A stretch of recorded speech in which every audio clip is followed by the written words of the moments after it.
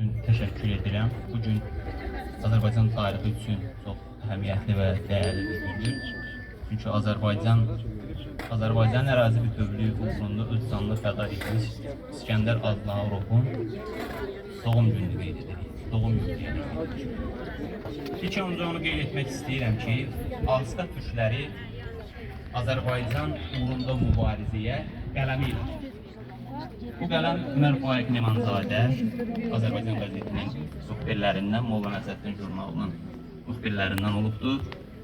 Həmçinin bununla yanaşı Şəfiqə xanım Əfəndizadənin adını qeyd etmək istəyirəm. Bakı Qızlar Məktəbinin türk dili müəllimi olub. Ümumiyyətcə Azərbaycan tarixində ilk türk dili müəllimi Şəfiqə xanım Əfəndizadədir. Və bununla yanaşı həmçinin Azərbaycanda ilk qadın jurnalist də Asqa türklərindən Şəfiqə xanım Əfəndizadədir. Və Azərbaycan Cumhuriyyəti Parlamentinin sədrinin müavini Əhməd bəy Peşinov da Asqa türklərindəndir.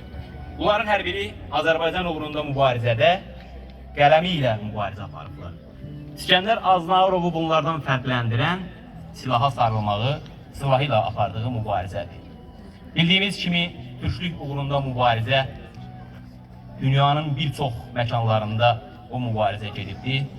Sibiriyada, Kazanda, Özbəkistanda, Türkmenistanda, Qazaxıstanda, Türkiyədə, Azərbaycanda İskəndər Aznavurovun Türk dünyası simalarından biri olaraq simvollaşdıran, filizləşdirən, bir simaya çevirən onun kökündə Özbəkistanın, Türkiyənin və Azərbaycanın ortaq qəhrəmanı olmasıdır. Bildiyimiz kimi o Asqa türkü olaraq Gürcüstandan Özbəkistana Fərqaniyə sürgün olunub, onun ailəsi, həmçinin digər Asqa türkləri ilə birlikdə. Sonraki mərhələdə o Azərbaycana gəlib, Azərbaycan ərazi bütövlüyü uğrunda döyüşlərə qatılıbdır.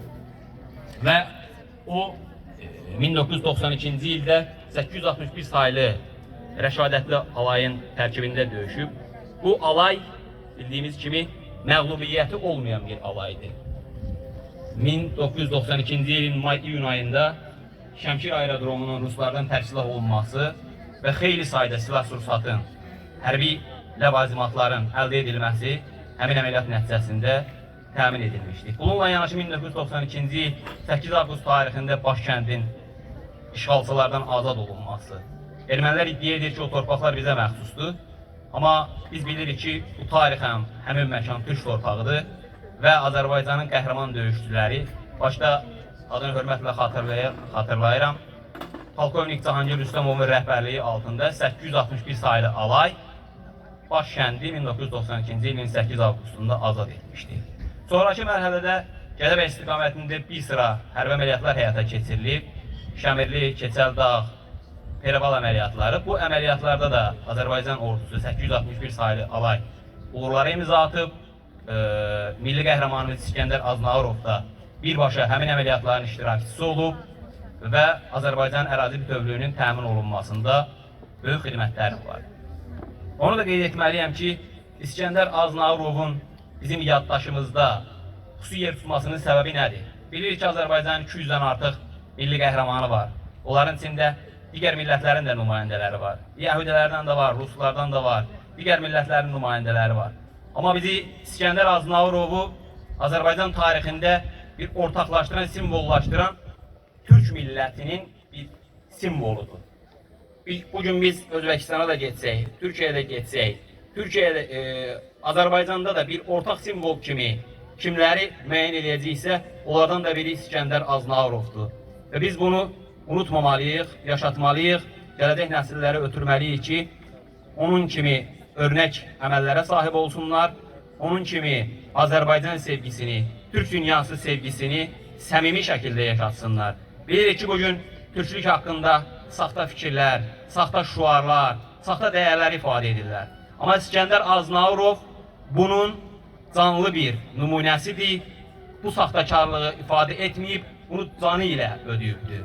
Və ona görə də İskəndər Aznavurov Azərbaycan tarixində, Türk dünyası tarixində əbədi yaşayacaqdır. Mən İskəndər Aznavurovu bir daha hörmət və sevgi ilə xatırlayıram, ehtiram göstərirəm. Tədbirdə bir sıra qonaqlar iştirak edir.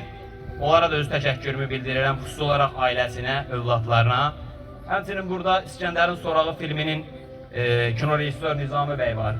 Ona da öz təşəkkürümü bildirirəm, ona da öz minnətdarlığımı bildirirəm.